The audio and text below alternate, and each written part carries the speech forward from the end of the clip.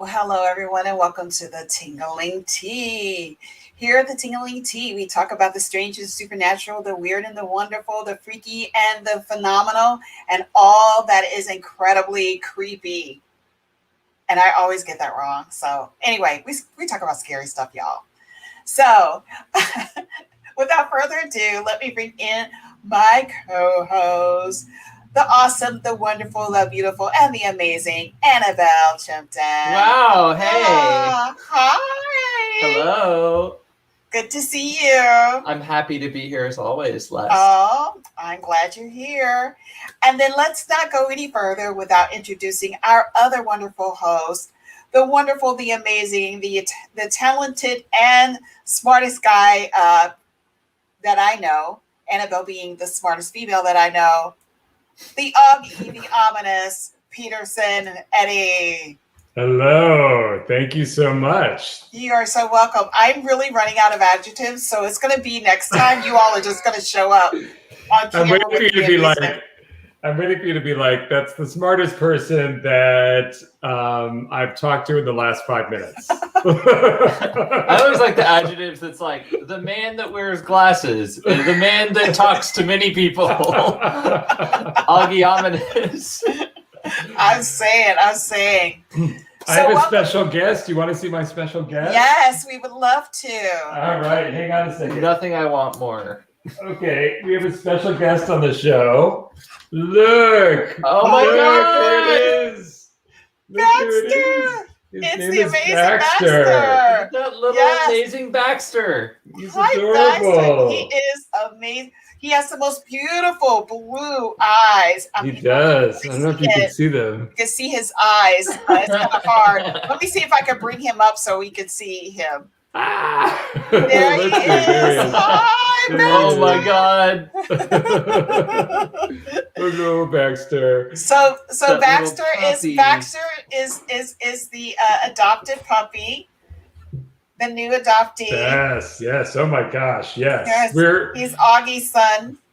Yes, my fur baby, and I definitely feel like a father. There's definitely a parental thing happening right now, where when you adopt a puppy, you're up at all times during the night, taking him out. You are taking care of him 24/7, and he's like a pile of energy. Like you don't know what to do with all this excess energy. He just runs all around, but he's so much joy. He's just like joy personified. He's amazing. Hi, Mia. We're so glad to see you. Hey, Mia, want to check out your new style? I think it's coming tomorrow. Yeah, definitely.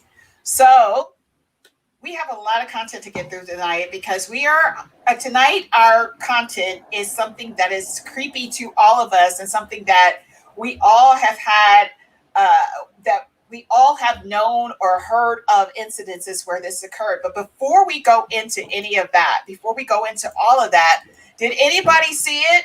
Oh, we are going on vacation for the month of August.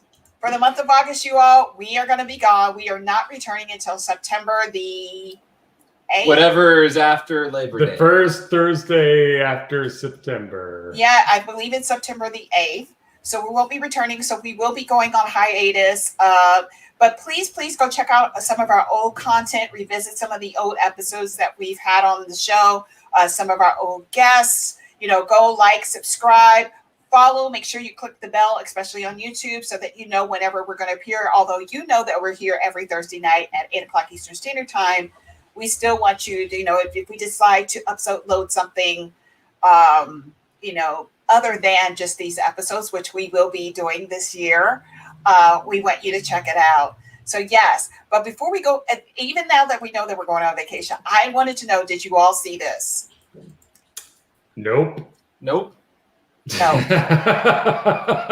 So this is Jordan Peele's new, this actually was posted today. This is his new upcoming movie that's coming out.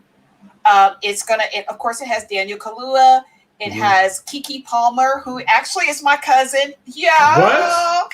Keke is my cousin. She is my cousin on the Henderson side of the family. Yes, she is. She's like my third or fourth cousin. What? Yes. You're just going to drop that? Get us invited to the premiere. Come on. I don't know her that well. Listen, I just found out that she was my cousin about 3 or 4 months ago. That she was my cousin. She was my cousin. So, and if I do finally do meet her, and I am going to actually talk to her at some point, I'm going to tell her so that we know that we are related. But the most important thing there that I'm very excited about it is Steven Yeun is in it. And if you all know anything about me, I am a huge Walking Dead fan, and he was on Walking Dead. You all know him as Glenn, who met a terrible demise on Walking Dead, but I am so psyched to see him in a movie. And so he's been in some movies before, but I'm psyched to see him in this. I'm so psyched. I agree. I'm so psyched. The first time, my first reaction to this is it reminded me of Close Encounters of the Third Kind for some reason. It has that kind of a feel to it, doesn't it? It's like really very strange. That's the first thing that I thought about when I saw the content, is that it looked really weird. What is that? And then I also thought about it, because I see the kite. Obviously, the kite is in the cloud. So I don't know what it is. I have no idea what this is. But then again, he always delivers. So I'm quite sure it's going to be, there is some huge creep factor to this. That's why it says at the top, it says Academy Award winning Jordan Peele. Exactly. Academy. He wants to make y'all know that he is Academy Award winning. Oh, yes, we know. He is. Big capital letters. Big capital letters. That's what he is. So zoom it in. I'm zooming it in as much as I can, unfortunately. Yes, and you were right about that, Mia. He is a genius. So anyway, let's go on, because I wanted to, since we are talking about this particular content that we're talking about this evening, I wanted to tell you also, I'm a huge fan of Paranormal Witness, that comes on Paranormal Witness comes on the Sci-Fi Channel. I believe it also comes on Discovery or Destination Channel. I'm not really sure, one of those channels that are, are in syndication, but it really actually plays into what we are talking about this evening. And this made me it creeped me out even more about the content that we're going to discuss this evening. So this particular episode, it's on the Travel Channel and the Sci-Fi Channel. So this particular episode that I'm talking about was called The Contract. And it's about this boy named Eric who moves out of his parents' farmhouse when he's about 22 years old. And his sister moves into the house with her young son, Gage. And what happens is that Gage is having these bad dreams about this mysterious tall man standing over his bed looking at him. And so then the family starts experiencing some strange things that are happening in the house. So they call a pastor by the name of Pastor Owens to come in and investigate what's going on. So during the time that this investigation happens, the young man, Eric, decides to come back home and visit his sister, who's returned from home. And he has a secret. And the secret is that this is the real Eric right here. And I don't know if they changed the name to protect the innocent or whatever, but apparently when he was back in the days in the 90s, he used to play video games, and he had played them all. He had even played a lot of underground video games. But what happened is that he came across a game that everybody was talking about in the underground, kind of like on the Reddit, like the deep Reddit or whatever. And everybody was talking about, I played this game, it changed my life. I played this game, my whole world has changed. I'm making my first million and all this other kind of stuff. And he's like, what is this? And right before he decides to get off of the video game, somebody hits him up in the private chat and says, hey, do you want to play the game? And so he's like, nah, I'm good, and everything like that. But he was still thinking about it in his mind. Because, of course, he was one of these kids that was like really poor. He didn't have money. He didn't have any prestige at school or anything at the high school and stuff like that. And finally, this thing actually reached out to him again. But what it did was it actually knew his name. And he's like, how do you know my name? And it started talking to him, kind of like grooming him into, hey, you want to play the game? It's going to change your life. You want to play the game?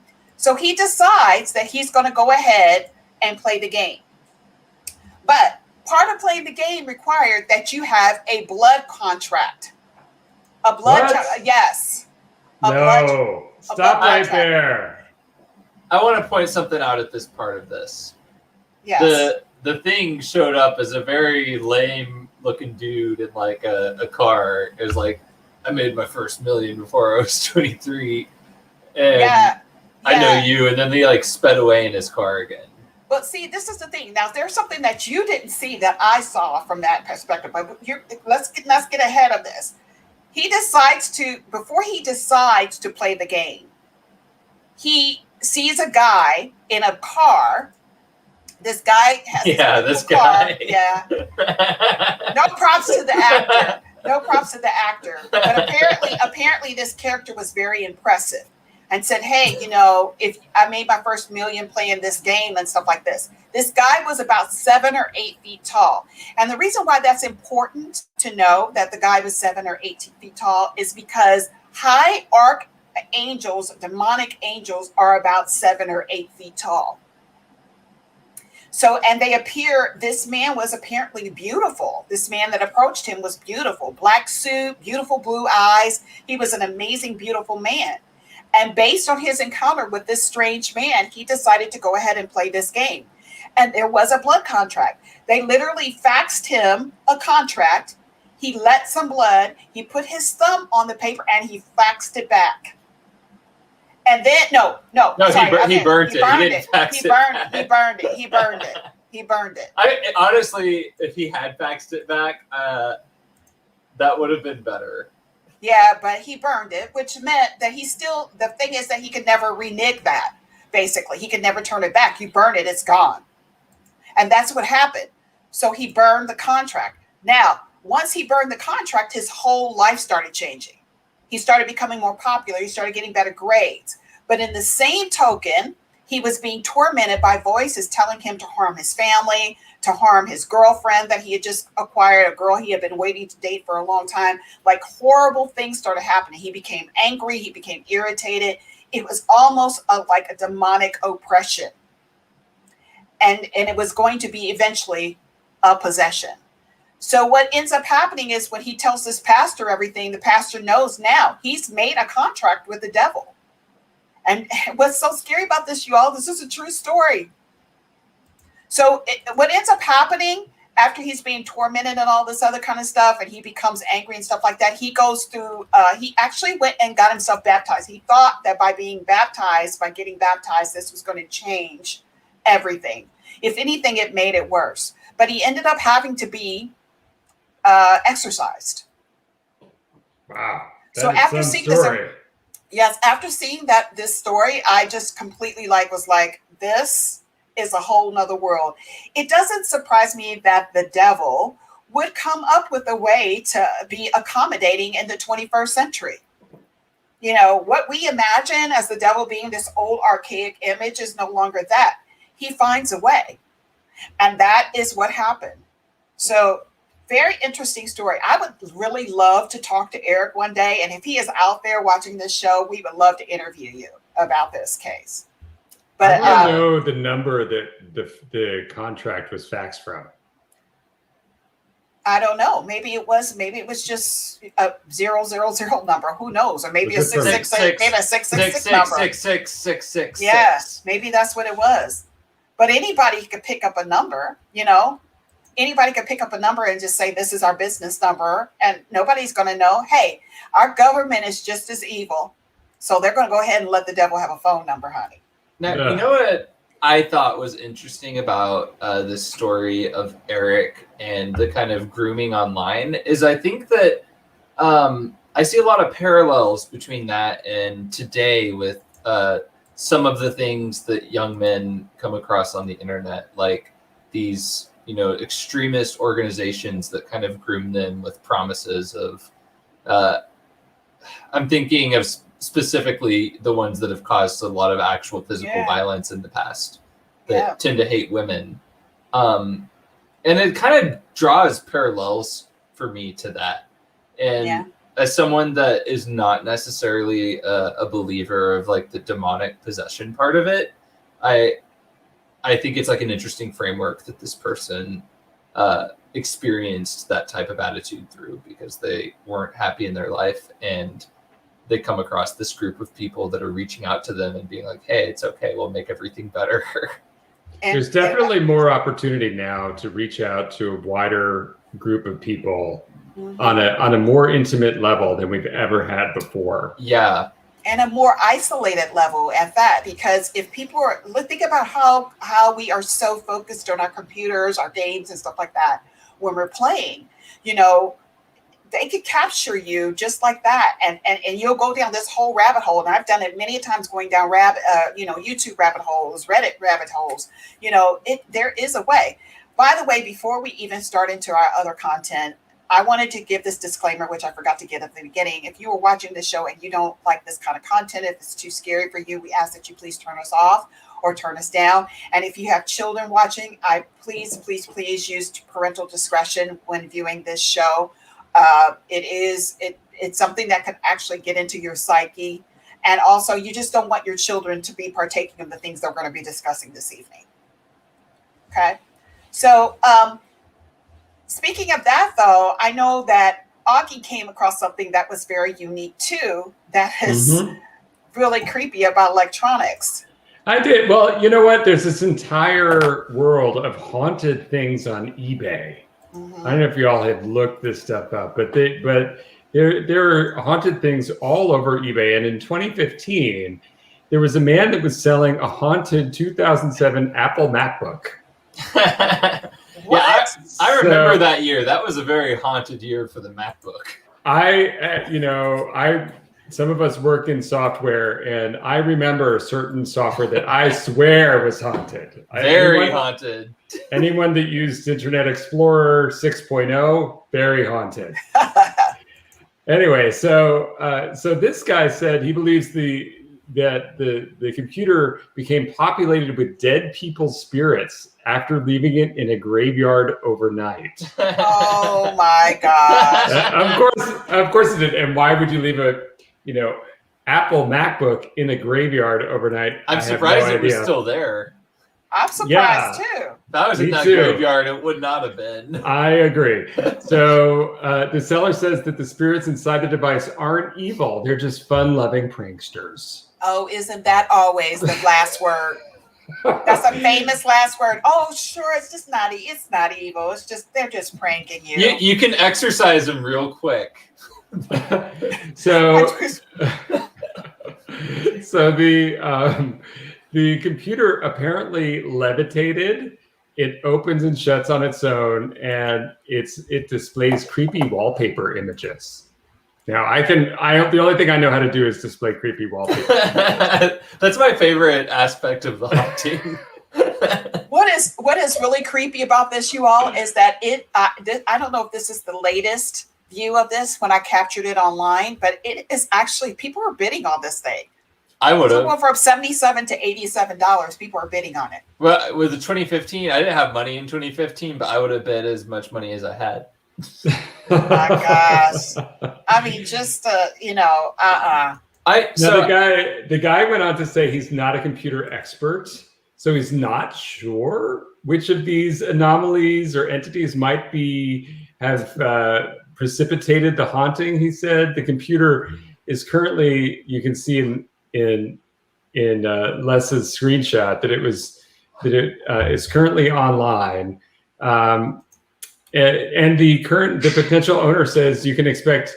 This is what the current owner says to the potential owner: you can expect a lot of wacky behavior from this machine. I noticed all of my songs on iTunes had been scary or haunted.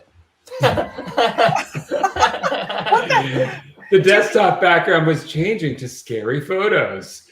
The following week, my wife, Barbie, and I noticed some of our stuff around the house has been mysteriously rearranged. One night... Does a clean house? If a clean house is worth much more money than that. Yeah, definitely. Go ahead. So one night they went out to dinner with my wife's parents and their friends and some people from my wife's work and some of their parents. When they came home, the baseball cards were all out of order, and my wife's rare American coins were in total disarray. To make matters spookier, I'm not sure what that has to do with the computer, but to make matters spookier, I occasionally saw the computer levitating. Occasionally, apparently. In some cases, the screen and keyboard would open and shut quickly, as though the computer were attempting to speak. There you go. Thank you. I want this computer. Wow. That's all I can say. It's just wow. And honestly, I'm starting to get a bit of a business idea here. Start taking things I own to the graveyard for an overnight trip, and then put it on eBay. It seems like a really low-cost way to generate money. And I'm a software person. I could probably just add some scripts to make it feel haunted once they get it. Oh my gosh. I can add some wallpaper with some spooky images. So I have a new business idea for the Tingling Tea. Let's sell haunted 2007 MacBooks. Done. If you follow me on Instagram, you saw I just got a whole lot. I think I could haunt those babies up in a night. Just put it all out there. Yeah, put them in my wheelbarrow. We just have a disclaimer. You must not be a software person if you purchase this computer. Yeah. Annabelle, I don't know. Grandparents only can bid. I don't know if you're going to find it being haunted, but you might find somebody on crack trying to sell them computers the next day if you have them outside in the graveyard. Now, you notice he only took photos of them in the graveyard at day. Yeah, right? yeah.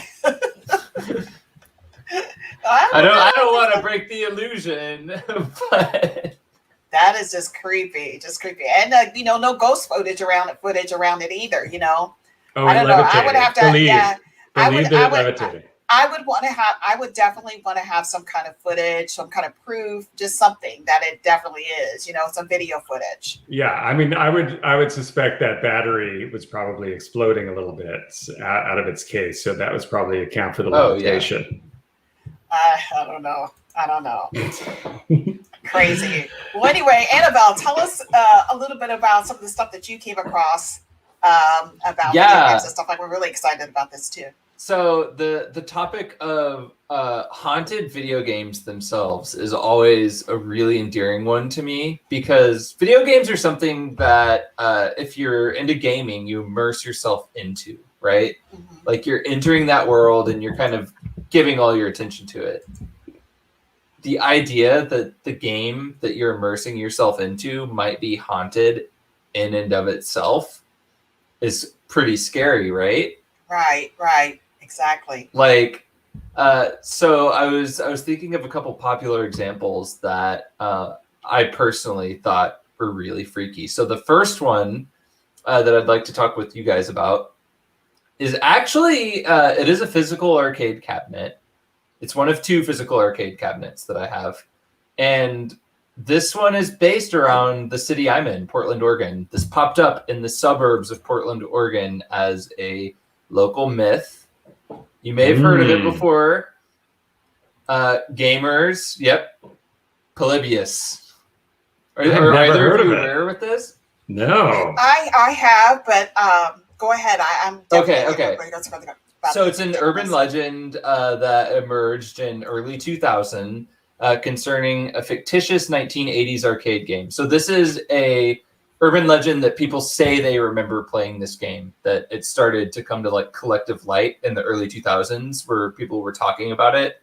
It's kind of like the Berenstain Bears conspiracy, where people think that the Berenstain Bears changed its spelling in the timeline at some point, but people moved on.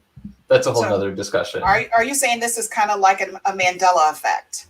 I think it's got a bit of a Mandela effect. All right, you guys are like way talking over me. So, sorry, I'm an idiot. Can you explain what you're talking about? Okay, so the Mandela effect is actually a term, and it's coined that, this terminology is coined that specifically because there were a lot of people at some point that believed that Nelson Mandela died in prison, and truly believed it, thought they saw newspaper clippings, heard it on the news and stuff like that, but when he actually lived. So they called it the Mandela effect because you got this one group of people who were believing that he died and saying that they could prove it. And then there's another group of people saying that he did not die. He was alive. Wow. So it's like an altered universe.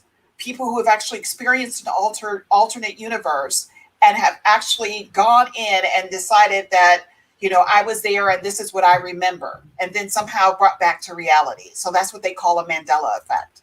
Hey, So, Angel. do you ever remember the Berenstein Bear books? I remember the Berenstein Bears. How do you think that was spelled?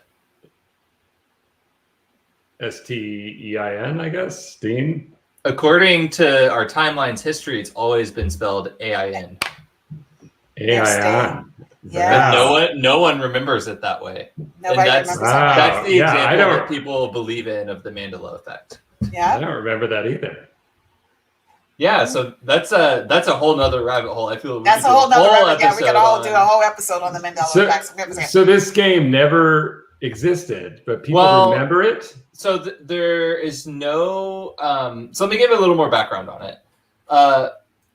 The thing with this game that people remember playing is that they were having intense, like, psychoactive and addictive effects. So a lot of people claimed that they would play this game and get a high score, and then Men in Black would come and start writing down their names on the high score list and, like, take the machine, and people were feeling like weird effects outside of the arcade after they'd been playing it. And there was a lot of speculation that this was a early form of mind control by the US government, like an attempt. However, there's no evidence that the game ever existed, but a lot of people seem to remember playing it in the 80s. In Portland? Like, what do you mean? What part of, is this everywhere, or is just everywhere? Everywhere. It's everywhere, but the main stories popped up from the suburbs of Portland. And because a thing in the Pacific Northwest, especially now as a lot of arcades around the country have closed, is there's always been a strong culture here because the weather is so bad during the winter and the days are so short that, the arcade is the place to still go. Yeah. So there's like a thriving arcade culture in the Pacific Northwest. Which I miss, incidentally. I miss that arcade culture that. Well, next time you're out here, I'll take you to the arcade and we can try and find the Polybius game. Yes, definitely. But yeah, Annabelle is correct in that. They actually said that Men in Black would come in and actually interview you after you've played the game, take you out and interview you. Wow. And then what did they remember what the interview was? Well, they were asking them how the game affected them. What did they feel when they played the game? I do want to mention this. If anybody did watch Loki, this season on Disney, they actually had the game. What? They had the game. In Loki. It was like, if you didn't notice it, what we call Easter eggs. It was actually there. Oh, I totally missed it. Wow. Yes. That's cool. It was in the young Loki's room. Remember, he had everything there? Right. It was there. Yes. So the question is, would you guys play this game if we found it modern? Exactly, Mia. It was in his den. Absolutely. I would have played it. I suck at video games, but I would totally try it. Oh, look, it's available on PS4. Did they actually make the PS4 game? I don't know if they did or not, but I think that that's something you need to look in. That might be another Mandela effect. Okay. That people maybe they did. If I was to play this game, no Men in Black would come to me. Next. No. We're not going to waste our time with this guy. The graphics are very strange in this game. If you, I did show some of the graphics here on the game. Let me pull this up again. But I mean, look at that. Imagine just looking at that for hours playing the game. Like, when you're looking at that point, are you even playing a game, or are you just like staring into a hypnotism? Yeah, I mean, look at it. Look at it. It looks like one of those things that you look at and you sort of, I don't know what you call them. A kaleidoscope. Angel says that the game was released in 2017. Yeah, I was just double checking. So it was released in 2017, and then people made a PC version in 2007. So we could actually try and play this game, but I believe it's people's interpretation of the game. Yeah.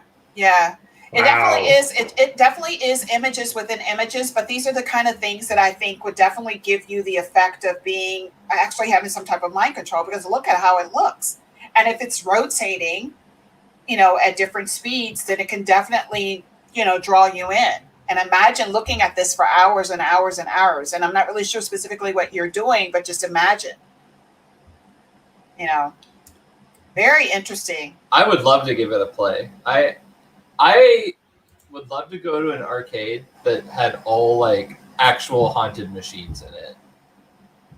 If that ever I would totally exists, do if that. that exists, yes, all haunted machines. I mean, I feel like all arcades are inherently a bit haunted, right? I think that they are. That energy There's that is creepy there. smell. There's that creepy smell of plastic. And like urine and pizza. Pizza. There's definitely like a pizza and spilled soda smell. And sticky floors. Yeah, sticky floors. Like you feel the arcade trying to keep you inside. Yeah, definitely. All right, so let's go on to our next game. So this is another arcade cabinet, but this one is actually a real arcade cabinet, but with a spooky urban legend behind it. So this is another 80s myth. Have either of you ever played the game Berserk? Oh, I feel like I have. I think I have. I recognize this. Yeah. Yes, I think I have as well. Did you ever get a high score on the arcade cabinet? No, I never did that. You don't even have to ask me. No, I could have told you both of that as well, because you're still sitting here. They say this is cursed because in 1981, a boy, Jeff Daly, 19, so, not quite a man, not quite a boy, got a high score on a machine of 16,660. So there's a little 666 in there. Mm-hmm. And immediately after getting the high score, he dropped dead of a heart attack. Oof. Oh my gosh. Creepy. So about a year later, his buddy, well, not his buddy, but someone else, Peter Burkowski, 18, shared the same thing. He hit the high score and then immediately dropped dead. Oh my God. 2 people on the same machine? Exactly. And there's like a rumor that Evil Otto was the death maker of this. So this is like one of the antagonists in the game, and he was slipping through the game and killing people. Ooh, that's creepy. So I'm not sure I'd play this game, but I know I wouldn't get a high score. So Evil I think Otto, you'd be safe. I'm pretty sure. So Evil Otto is the name of the villain in the game. Am I correct? Right. And they believe that he actually has come out and he kills people. He causes you to have a heart attack. That's what people claim, and that's the idea, is that if you beat his game, he's pissed. He's going to come out and make sure you never beat it again. So you should be good, though, if you're not getting the high score. But what if you buy the cartridge? I mean, this actually came in a cartridge, like a Nintendo cartridge. So what if you bought the cartridge and all you do is sit there and play all day and beat the score? This seems to only be an arcade cabinet haunting. Mm-hmm. So I'm inclined to be. I need to double check if it's the same arcade cabinet. So this game was actually on Atari. So I think that's where I played it. Yeah. Yeah, I think that I played it on a game system as well. I don't know if I played it in a console. But this one particular console is the one that caused all the demise. This one particular one arcade game cabinet. Right. Would you say that the Atari was like the most haunted video game console of them all? Because I feel like that's the spookiest. I would say so, because I constantly had like Atari thumb where it would constantly give me all of these blisters on my thumb, and I think that was evil. But Milton Bradley actually made a board game of this. Oh, really? Yes. Now, here's something that's interesting. Milton Bradley also produced a Ouija board. And we all know about the Ouija board. So why does this not surprise me that they would have this game? I'm just saying. That's an interesting connection. They've made a lot of haunted shit that they started with, and then it went on to become pop culture, actual haunted stuff. Yeah. So is it Milt or Bradley that was the evil one, or both of them? Maybe them both. You know. I remember once there used to be a list of businesses out there that they were said that were aligned with the occult, and that you would see occult images in some of their graphics. And Milton Bradley was one of them. Oh, really? Yes. Procter & Gamble was the other one. Procter & Gamble is the other one. I believe that. Probably the Dungeons and Dragons people as well. Wizards of the Coast. Procter & Gamble even sounds like it's wizardry. Because this was the time that people were attributing a lot of because video gaming was starting to get big, and people were attributing it to the occult, and there was a lot of fear around it. Yeah, and it's the same type of culture that led my parents to not allow me to play certain types of games because they were just afraid. What is the Vectrex? Bia said that she played the Vectrex. I think you're talking about the Vectrex, right? To my knowledge, that's an old video game console that is like a self-contained screen with the console in it. And it has a pretty small library of games. Mm-hmm. But I know that it has a pretty... yeah, that's what she said. Yeah, it's got a pretty popular base of people who collect for that.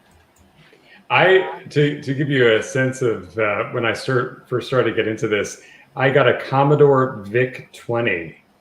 Yeah, I was just reading about those the other day. Do you remember that? It had like a cartridge about this big that you shoved into the back of the keyboard. You know what I learned recently about these old games and just like old computers, because I was obviously a child of the digital age. They used to use cassette tapes for memory. And you would play the cassette tape to record the memory into the computer, and you could hear the sound of what the data sounds like, and then you would hit run. And I'm like, oh my God, this sounds haunted as hell. Yeah. Definitely. And imagine what you probably have recorded on the cassette tape itself. So what if we can get a cassette tape of Berserk, put it in a boombox, and play it? And see what we hear. See what happens. Play it backwards and see what happens. Yeah. Oh, y'all are too crazy. Drink your Ovaltine. No, thank you.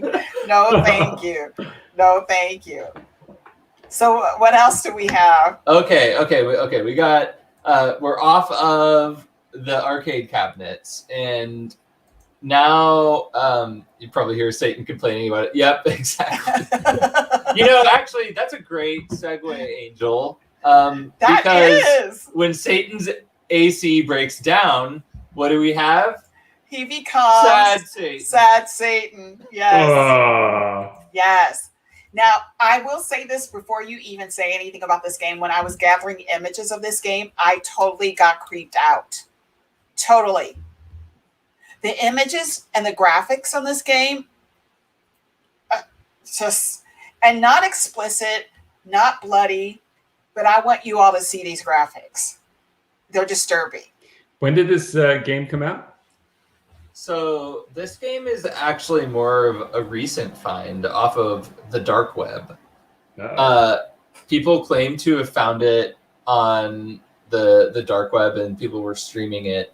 And it's a game that there's not like a whole lot of purpose, and Satan, or the game itself, is constantly like messing with you and insulting you, and really taking you through like the psychological rake of abuse in a way as you go through this. That's a really creepy image. Yeah. So this is a game that a lot of people played and felt afterwards that they were being watched, that they Angel, I was you're just too much. Yeah, sad Satan. That they were being watched, that they felt haunted, they didn't feel right, that it's like a virus that once you download it onto your computer, you can't get rid of. You're stuck with this game now. And that's, I don't know, to me, it's scary to run a game that you would download off of the dark web. Like you look at the images. This. Look at the images here. So the whole game is you. The whole game is you actually walking through these corridors. But look at the corridors. Look at what it looks like. It actually looks like insanity.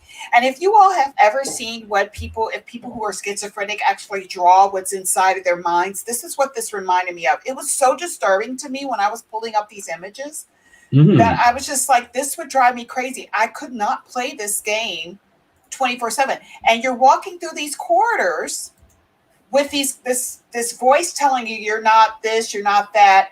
It is creepy. It's creepy as hell. Yeah, I thought there were bananas. I thought there were bananas on the wall. I think they were. Were they bananas? Does that make it less creepy? No. It's not bananas, you all. It's not bananas. It looks like a vine. It's like a creepy vine or like a tree or a branch. Could you imagine playing this game in VR? No. That would be so creepy. But and the thing is that nothing is clear. Nothing is defined. It's all distorted like this. This would drive you crazy. It's just a form of mind control in my opinion. A lot of people also claim it's another game with like the intention of subliminal messaging to like control you or something. Right. You're right about that. It does, Mia. You're absolutely right.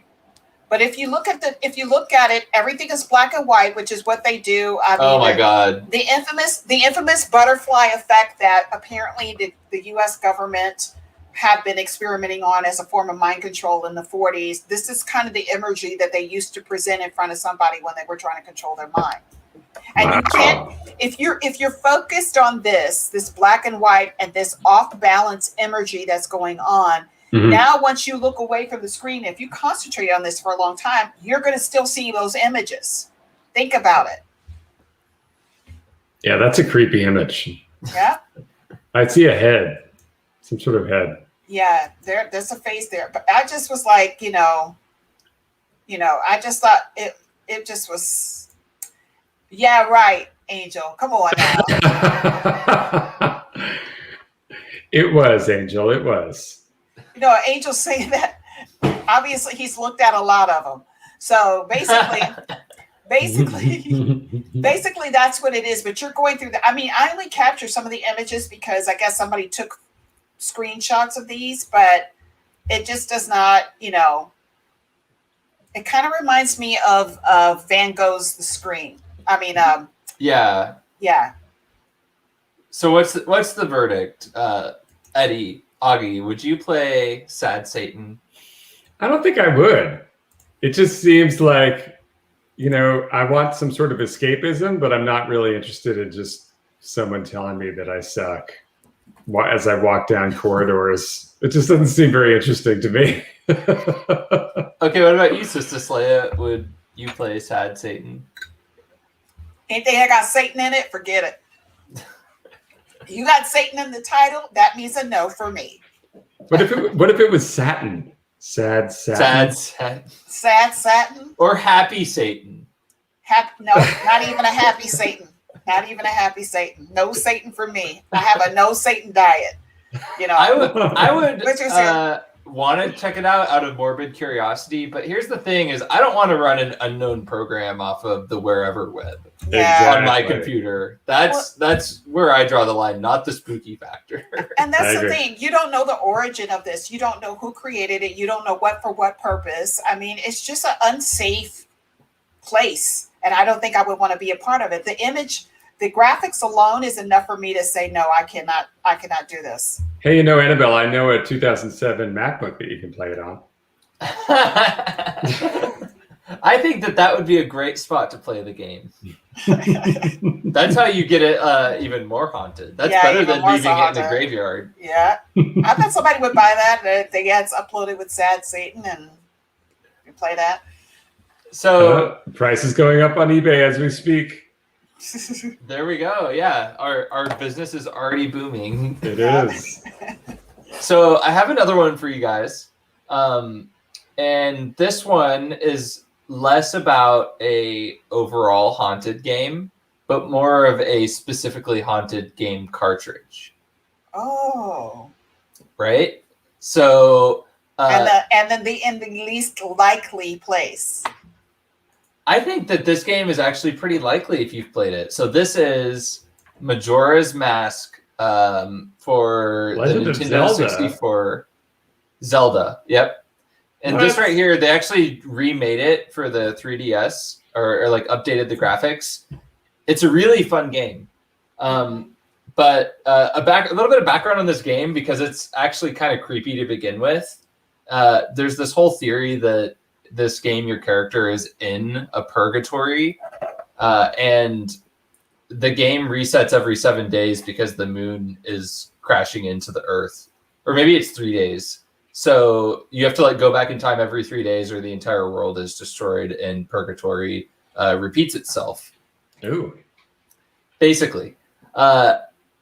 The story that I'm referring to with this, though, is someone on Reddit, I believe, or one of the 4chans back in 2010, posted a story about finding a game cartridge for this that had no label, so I don't think they knew what the game was until they put it in their Nintendo 64.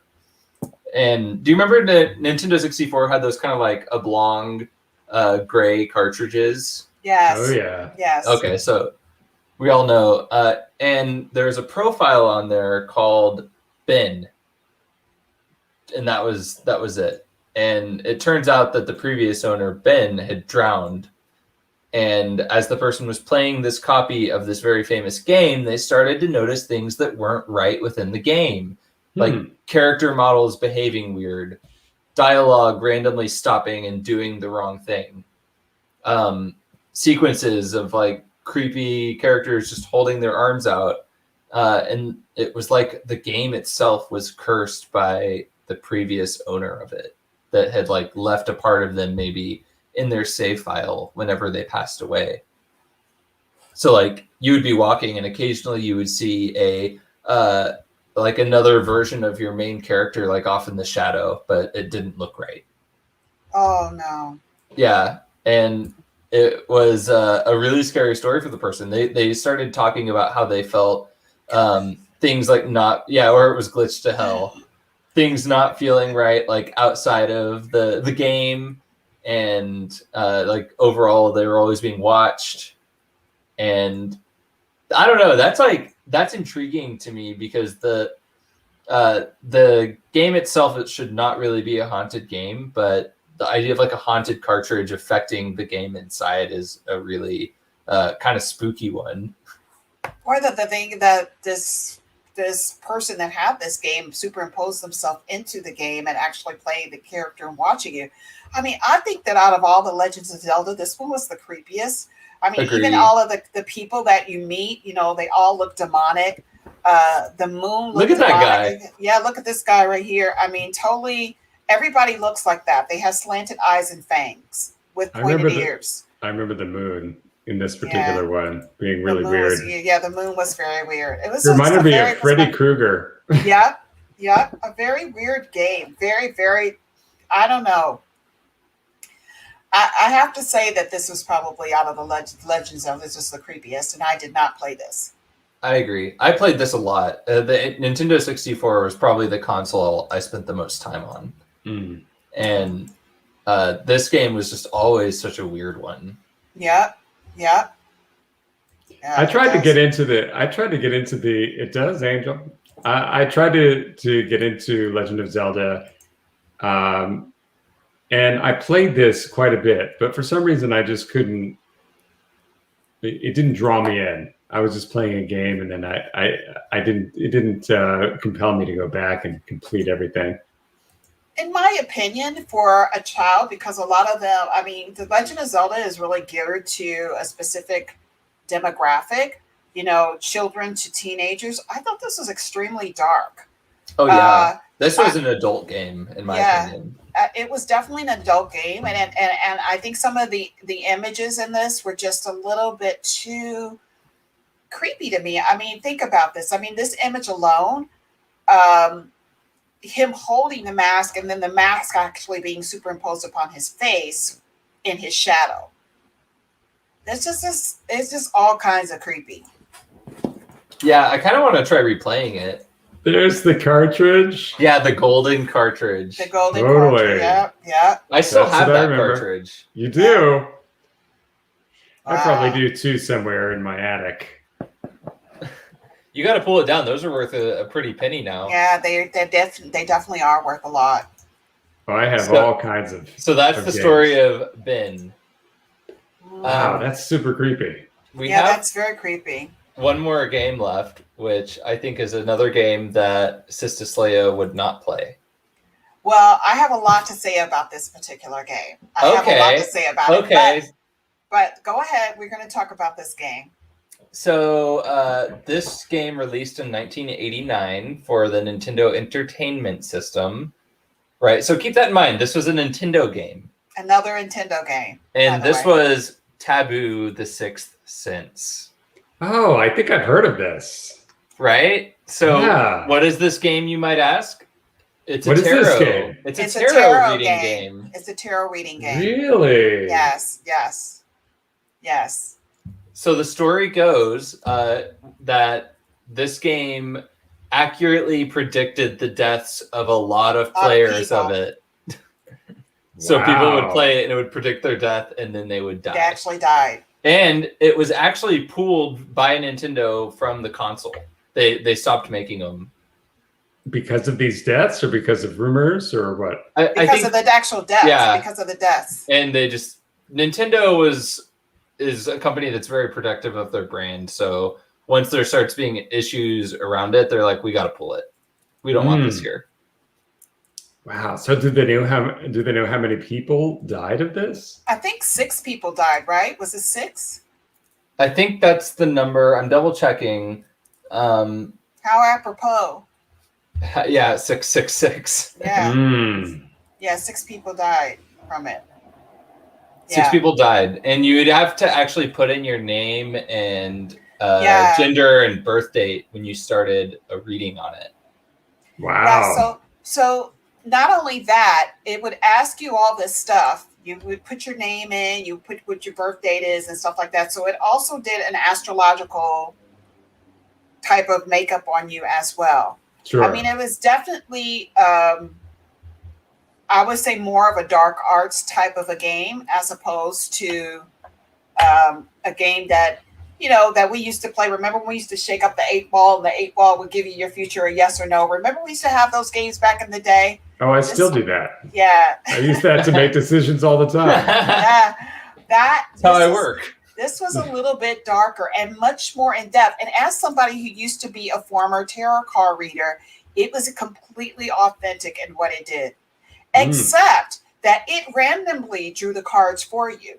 There was one of the things about reading cards, when you do read cards, is that the person that is the holder of the cards, let's say who is the reader, the psychic, whoever is the card reader, is putting their energy through that card. And you're using yourself as a gateway to basically disseminate this information to people. But who was the gateway for this game? Nintendo. You. I don't know. Someone was deciding your fate. Somebody was deciding your fate. Who was on the other end of this deciding this? Was it an AI? Was it somebody actually doing that? They programmed it to do that? It's just too strange. Your secret fears or wants or experiencing boredom or life in suspension. Did you ever play this game, Les? No, I never played this game. Did you use this program? I never used this program. I Okay. actually came across this game once before, but I actually physically used to read tarot. So when I was looking at the images on this and stuff like that, part of your intent of anything that you're doing, especially when you're doing any type of psychic reading and stuff like that, is what is your origin of your intent? This was a very dark intent. If you look at what it says right here, your secret fears and experiences, boredom of life, and the suspension between events, it was dark. It wasn't anything happy. I mean, just look at that person with pink hands. Well, that right there is the Hanged Man. That's the Hanged Man card. And so that, depending on where it falls in the card, it is a good thing or it's a bad thing, or how it's upsided. If it's upsided, whenever you do the cards, it has something to do with how the prediction is once you read the cards. But actually showing the Hanged Man upside down is not good.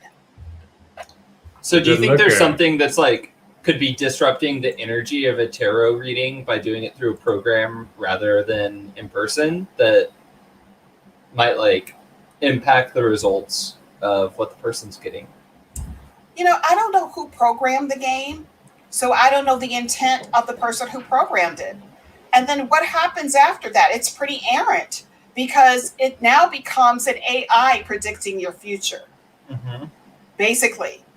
And we know that AIs can become sentient. They learn, but the thing is that this is what they're learning. If they're in this dark realm, then their predictions are dark.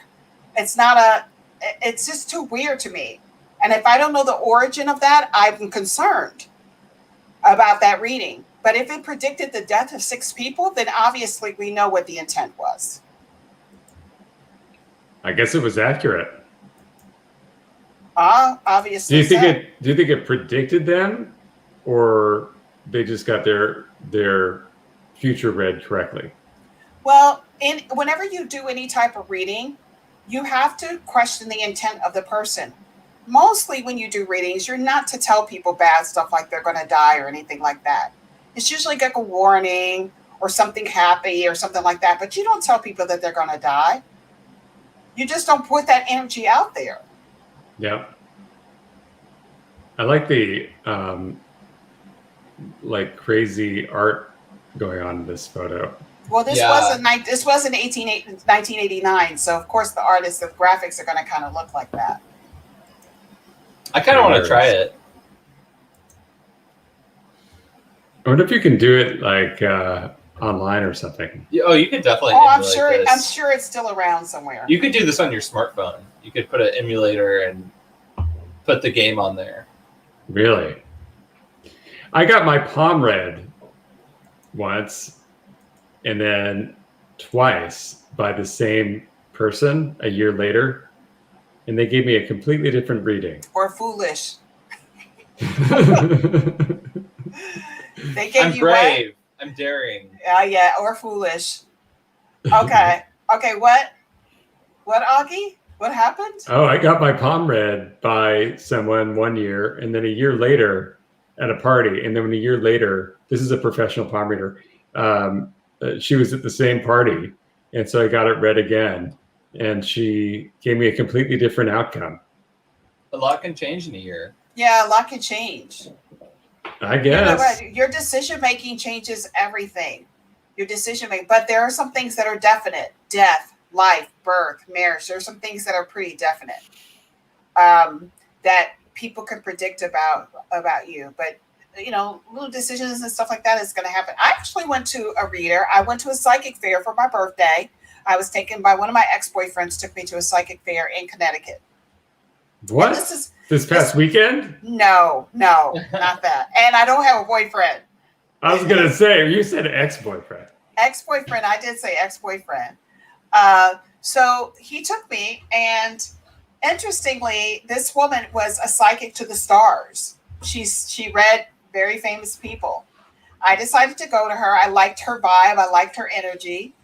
And at the time, I wasn't really reading at that time. I wasn't doing any more. I wasn't doing psychic readings at that time myself, which is something that I used to do. So I went to her, And she predicted some things that were very interesting. And one of the things that she predicted is that I was going to be an actor, which she was absolutely correct about that. That I was going to be signed by a man and a woman that were a couple after seeing me in a film, which she was absolutely right about that. She was 100% correct about that. And she also told me that I was going to break up with the guy that I was dating because he had some bad energy. And that I did not tell him when I spoke to him, but I knew then that I needed to watch out for him. And she was absolutely right about that as well. Wow. Sounds convincing. She's still around? I believe that she is. But she was excellent. She was an expert, but she just had a very good vibe. But she didn't tell me anything bad. What she told me was things to warn me, to watch out for, but she didn't tell me I was going to die or anything like that.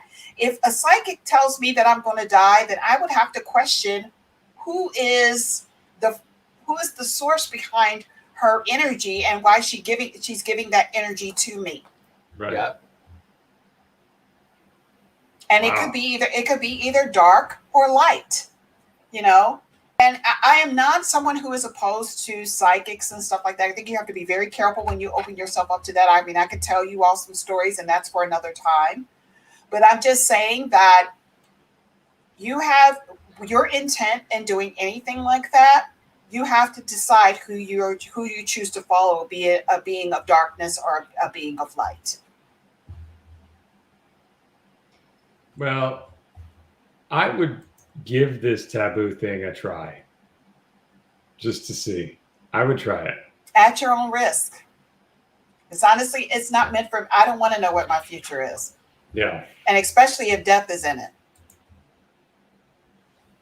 Yeah, well, that's true. You want to know what's really scary is there's a spider crawling across the wall in front of me. I think I see one behind you too. Don't kill it. It's good luck for your house. It'll be gone in the morning. Not if he jumps on me, he's not going to be gone. No, well, I mean, he will be gone. Yes, if he does or she jumps on you, that's a whole nother thing. But if they're just going on their happy way, let them go. That's bad energy, spider. Obviously, it's not Charlotte. That's right. Some pig. Yeah. So that was amazing, Annabelle. That was really interesting. Yeah. Thank you. Yeah, that was the games I had on my list of really haunted interesting video games.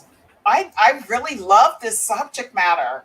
I really loved it. We have to. I know that there's more out there because I remember when we were talking about this and I started doing some research. There's some other content. There's a lot of them. Yeah, there's a lot of this. So maybe we'll have this part 2 of this episode at some point. But we're really excited to go on vacation in August. We have one more Thursday to bring you the Tingling tea before we go on our vacation. Then we start back in September.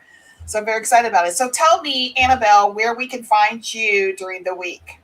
You can find me every week here Thursdays on our stream, as well as Instagram, Twitch, all the same tag. I'll be there.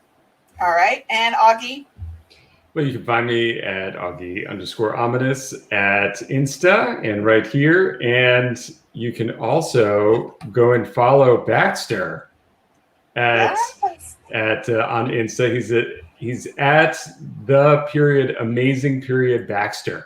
So go check him out. And he's a lot of fun to watch. He is. He's really a lot of fun. Crazy videos. Some crazy videos of him. And as for me, you can find me here always on the Tingling Tea at 8 o'clock Eastern Standard Time on Thursday nights. You can also find me on Saturdays at 1 o'clock Eastern Standard Time at the Bit and Apple TV, although I've been on hiatus and we'll be starting back in September. Cons are opening up, so we're going to have a lot of footage. I'm really excited. And we ourselves are going to be attending some cons, so I'm excited about that. And then you can find me on Wednesday nights. I will be producing the show Jay Winter Night Wolf Live, Wednesday nights at 7 o'clock, where we talk about Indigenous people's issues and things happening within the Indigenous and Native American community. You can also find me streaming on Twitch or playing. Right now, my game of choice is Dead by Daylight, where my gamer tag is SistaSlaya. You can catch me playing Dead by Daylight or maybe Destiny or anything else if you want to watch me. And that's it. So we'll see you next week, folks. Really glad that you stuck with us this evening for this really awesome content. Thank you so much, Annabelle and Augie, for talking about these scary things. Now I'm going to have to bless all my electronics.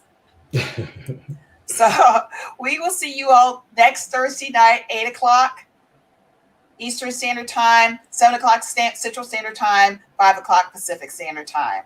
Stay spooky out there, you all, and stay safe. Bye-bye. Ooh.